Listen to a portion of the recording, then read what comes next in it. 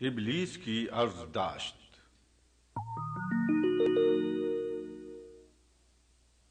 کہتا تھا عزازیل خداوند جہاں سے، پر کالائے آتش ہوئی آدم کی کفے خاک۔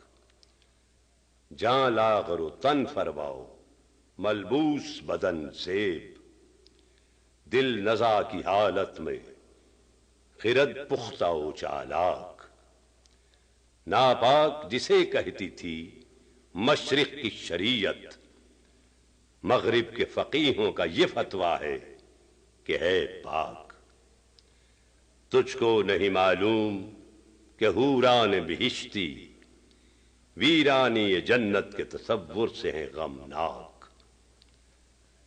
جمہور کے ابلیس ہیں ارباب سیاست، باقی نہیں اب میری ضرورت ہے افلاک۔